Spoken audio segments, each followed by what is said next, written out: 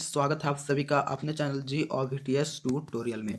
दोस्तों आज का ये वीडियो दोस्तों जैक क्लास 9 के सभी स्टूडेंट के लिए मोस्ट इंपॉर्टेंट वीडियो रहने वाला है, क्योंकि दोस्तों आज के इस वीडियो में हम लोग जो है प्रीवियस ईयर क्वेश्चन इस वीडियो में हम लोग सॉल्व करने वाले हैं। दोस्तों आप लोगों को मैं बता दूं कि कल आप लोगों का हिंदी, इंग्लिश और साइंस और मैथ का जो है आप लोगों का एग्जाम हुआ। दोस्तों आज आप लोगों का सोशल साइंस का एग्जाम है और दोस्तों हम लोग जो है जैक बोर्ड का जो है ओरिजिनल क्वेश्चंस, तो प्रीवियस ईयर का ओरिजिनल क्वेश्चन को इस वीडियो में सॉल्व करने वाले हैं। इसलिए दोस्तों आप वीडियो में शुरू से लेकर अंत तक बनिए रहिएगा दोस्तों, और आप वीडियो को पूरा देख लेने के बाद अपने सभी दोस्तों के पास वीडियो को शेयर जरूर कर दीजिएगा। और दोस्तों आप चैनल पर पहली बार आए तो चैनल को सब्सक्राइब कर लीजिएगा दोस्तों, क्योंकि दोस्तों आप लोगों का जो है 10th क्लास का इस चैनल के माध्यम से आप लोगों को तैयारी कराया जाएगा, इसलिए दोस्तों आप चैनल को सब्सक्राइब करके रखिएगा। तो चलिए दोस्तों हम लोग बिना देर के जो वीडियो को शुरू करते हैं। आप लोगों को पता होगा कि हर एक सब्जेक्ट में आपको 40 ऑब्जेक्टिव पूछा जाएगा, टोटल आपको 1.5 घंटा दिया जाएगा। तो चलिए हम लोग बिना देर के वीडियो को शुरू करते हैं। तो देखिए दोस्तों आपका एक क्वेश्चन जो है ये आपका 2023 का, दोस्तों जो 2023 में आप लोगों का एग्जाम हुआ था 9th क्लास का, वही क्वेश्चन आप लोगों का है।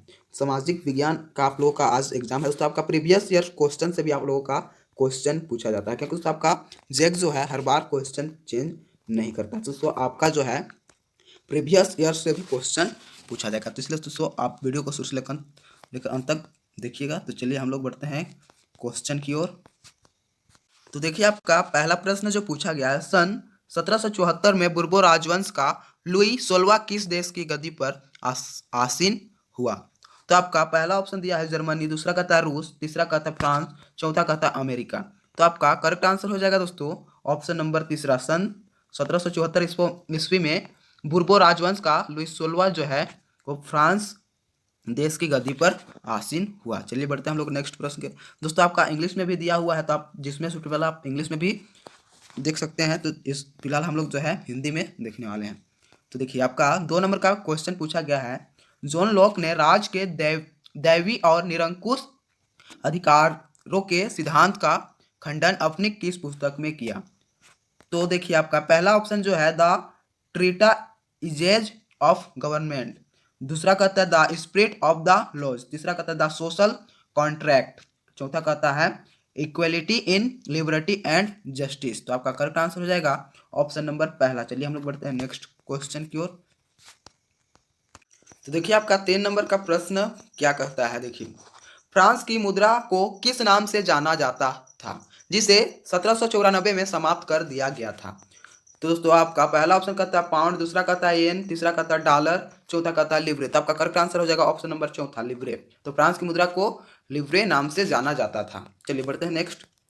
4 नंबर का प्रश्न आपका पूछा गया, देखिए यूरोप में निम्न में कौन सा समूहवंश आधारित शासकों की अनियंत्रित सत्ता का विरोधी था? तो आपका करेक्ट आंसर हो जाएगा ऑप्शन नंबर दूसरा, उदारवादी। चलिए बढ़ते हैं नेक्स्ट प्रश्न की ओर।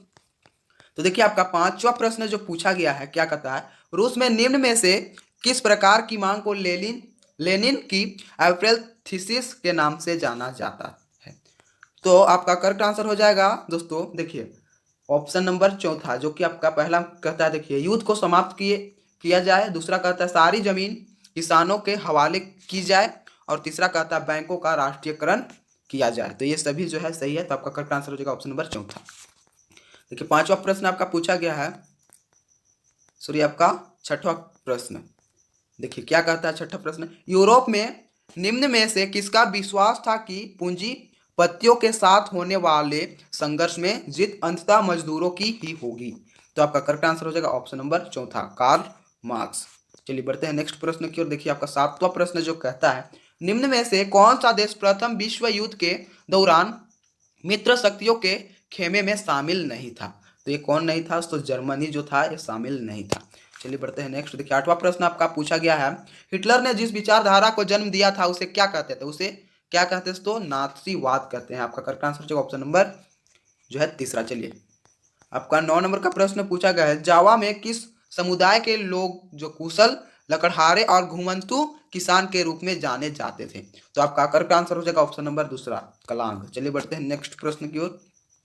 10वां प्रश्न आपका पूछा गया, वन अधिनियम के चलते गांव वालों की निम्न में से कौन सी गतिविधियां गैर कानूनी बन गई? तो आपका देखिए पहला ऑप्शन कहता है घर के लिए लकड़ी काटना, ये भी तो दूसरा आपका कहता है पशु को चराना, तो ये भी सही आपका। तीसरा कहता है कंदमूल फलत इकट्ठा करना, तो ये भी आपका सही है। इसलिए दोस्तों आपका करेक्ट आंसर हो जाएगा ऑप्शन नंबर 4 इनमें से सभी। तो देखिए आपका 11वां नंबर का प्रश्न कहता है भोटिया शेरपा और किन्नौरी समुदाय के लोग निम्न में से क्या थे? तो आपका करेक्ट आंसर हो जाएगा ऑप्शन नंबर तीसरा, चरवाहे थे। क्या दोस्तों? चरवाहे। चलिए आपका 12वां नंबर का प्रश्न कहता औपनिवेशिक सरकार ने अपराधी जनजाति अधिनियम कब पारित किया? तो कब पारित किया दोस्तों? तो आपका करेक्ट आंसर हो जाएगा ऑप्शन नंबर पहला 1871 में। क्या? तो 1871 में। देखिए 13 नंबर का प्रश्न आपका क्या कहता है उत्तर में भारत देश को लगभग 2 बराबर भागों में निम्न में से कौन सी रेखा बांटती है? तो ये आपका बांटती है दोस्तों कर्क रेखा। आपका करेक्ट आंसर हो जाएगा ऑप्शन नंबर 2। 14 नंबर का आपका प्रश्न कहता है, देखिए क्या कहता है उत्तराखंड, उत्तर प्रदेश, बिहार, पश्चिम बंगाल और सिक्किम की सीमाएं किस देश को छूती है? तो ये दोस्तों किस देश को छूती है? तो नेपाल को छूती है। आपका पहला जो है करेक्ट आंसर हो जाएगा। 15 नंबर का क्वेश्चन कहता है तीस्ता तथा दिहांग निम्न में से किनके नाम है जो असम हिमालय का सीमांकन करती है? तो आपका करेक्ट आंसर हो जाएगा ऑप्शन नंबर जो है तीसरा, नदियों। चलिए बढ़ते हैं नेक्स्ट प्रश्न। देखिए 16 नंबर का प्रश्न क्या कहता है भारत में हिमालय पर्वत की श्रृंखला में सबसे लंबी तथा सबसे महत्वपूर्ण श्रृंखला किसे मानी जाती है? तो पीर पंजाल को मानी जाती है। आपका करेक्ट आंसर हो जाएगा ऑप्शन नंबर दूसरा। देखिए आपका 17 नंबर का प्रश्न कहता है भारत का कौन सा राज्य तथा नगर सिंधु तथा गंगा नदी तंत्रों के बीच जल विभाजक पर स्थित है? तो आपका करेक्ट आंसर हो जाएगा ऑप्शन नंबर पहला, हरियाणा, अंबला। चलिए बढ़ते हैं नेक्स्ट। 18 नंबर का प्रश्न आपका क्या कहता है देखिए निम्न में से भारत के प्रायद्वीपीय भाग की एक प्रमुख नदी कौन है जिसे दक्षिण गंगा के नाम से भी जाना जाता है? तो आपका करेक्ट आंसर हो जाएगा ऑप्शन नंबर 4, गोदावरी नदी। चलिए 19 नंबर का प्रश्न क्या कहता है देखते हैं महानदी गोदावरी, कृष्णा तथा कावेरी पूर्व की ओर बहती हुई बंगाल की खाड़ी में गिरती है। ये नदियां अपने मुहाने पर किनका निर्माण करती है? तो ये दोस्तों डेल्टा का निर्माण करती है। चलिए आप लोग अच्छी तरीके से याद कर लीजिएगा, सभी प्रश्न बहुत ही ज्यादा मोस्ट इंपोर्टेंट क्वेश्चन है। चलिए देखिए 20 नंबर का आपका प्रश्न क्या कहता है वन किस प्रकार का संसाधन है? तो आपका वन जो है नवीकरणीय संसाधन है। चलिए हम लोग बढ़ते हैं नेक्स्ट प्रश्न की ओर। 21 नंबर का प्रश्न आपका पूछा गया है, देखिए क्या कहता है वन क्षेत्र निम्न में से किन कारणों से कम हो रहे हैं? तो किन कारणों में से जो है वन कम हो रहे हैं? पहला ऑप्शन कहता है उद्योग के विकास होने के कारण, ये सही है। दूसरा कहता है शहरीकरण की परियोजनाएं लागू होने के कारण, तो ये भी आपका सही है। तीसरा कहता है कृषि के लिए अधिक क्षेत्र की जो मांग होने के कारण, तो ये भी सही है। तो आपका करेक्ट आंसर हो जाएगा ऑप्शन नंबर 4 इनमें से सभी। देखिए आपका 22 नंबर का प्रश्न कहता है क्या कहता है देखिए निम्न में से कौन सा कारण भारत के उत्तर पश्चिमी भाग में शीत ऋतु में होने वाली वर्षा के लिए उत्तरदायी है? तो आपका करेक्ट आंसर हो जाएगा ऑप्शन नंबर पहला, पश्चिमी विक्षोभ। चलिए बढ़ते हैं नेक्स्ट प्रश्न की ओर। देखिए 23 नंबर का आपका प्रश्न कहता है क्या कहता है 23 नंबर का राष्ट्रीय क्या कहता है राष्ट्रीय जनसंख्या नीति 2000 का मुख्य उद्देश्य क्या है? तो मुख्य उद्देश्य क्या है? तो आपका करेक्ट आंसर हो जाएगा इनमें से सभी, ऑप्शन नंबर 4। यानी कि दोस्तों आपका देखिए क्या कहता है पहला में 14 वर्ष से कम आयु के बच्चों को निःशुल्क शिक्षा प्रदान करना। दूसरा कहता है शिशु मृत्यु दर को कम करना। तीसरा कहता है टीका रोधी बीमारियों से बच्चों को छुटकारा दिलाना। तो इसका आपका ऑप्शन नंबर 4 करेक्ट आंसर हो जाएगा। देखिए 24 नंबर का प्रश्न कहता है लोकतंत्र के लिए निम्न में से किसका होना जरूरी माना जाता है? तो आपका करेक्ट आंसर हो जाएगा ऑप्शन नंबर दूसरा, स्वतंत्र एवं निष्पक्ष चुनाव। चलिए 25 नंबर का प्रश्न आपका पूछा गया है क्या कहता है चीन की संसद को निम्न में से किस नाम से जाना जाता है? तो आपका किस नाम से जाना जाता है? करेक्ट आंसर हो जाएगा ऑप्शन नंबर तीसरा, कांग्रेस। 26 नंबर का प्रश्न कहता है देखिए क्या कहता है दक्षिण अफ्रीका की गोरों की सरकार ने नेल्सन मंडेला पर किस प्रकार का मुकदमा चलाया था? तो देशद्रोह का मुकदमा चलाया था। देखिए आपका कहता है आगे 27वां प्रश्न क्या कहता है 27 नंबर का प्रश्न 1950 से ही दक्षिण अफ्रीका में रंगभेद के खिलाफ निम्न में से किसने संघर्ष किया?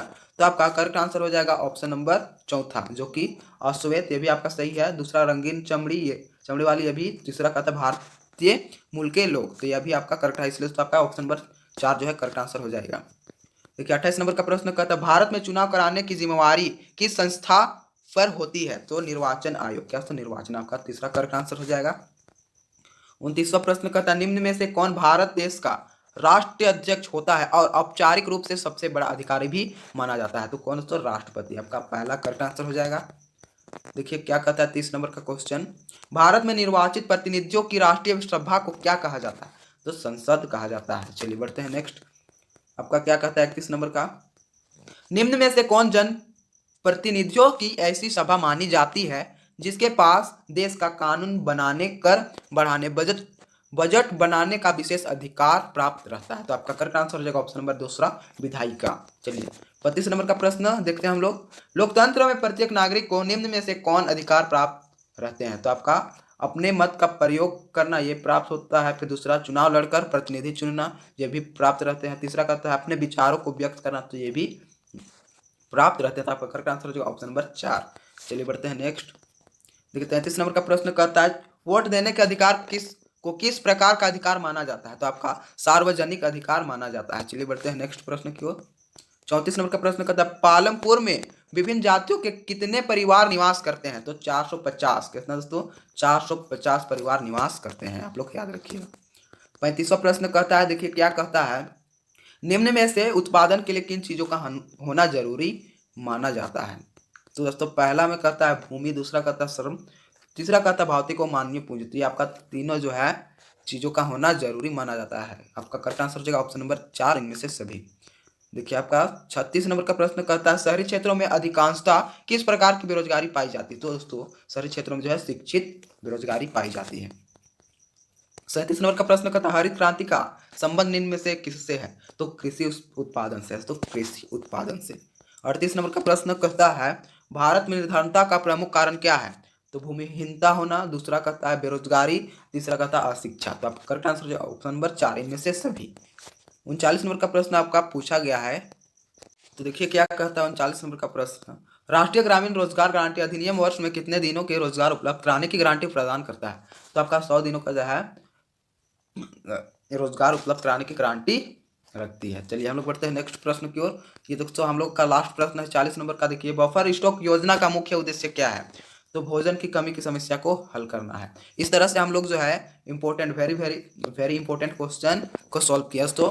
अगर वीडियो आपको पसंद आया तो वीडियो को एक लाइक कर दीजिए दोस्तों, और चैनल पर पहली बार आए दोस्तों तो चैनल को जो है सब्सक्राइब कर लीजिएगा दोस्तों। आप अपने सभी दोस्तों के पास वीडियो को शेयर जरूर कर दीजिएगा ताकि दोस्तों उनको भी इस वीडियो से लाभ हो सके। आज दोस्तों एग्जाम में आपको ये क्वेश्चन जो है देखने को जरूर मिलेगा, इससे सब अच्छी तरीके से जो है सभी क्वेश्चन को देख लीजिएगा, याद कर लीजिएगा। तो चलिए मिलते हैं हम लोग फिर अगले वीडियो में।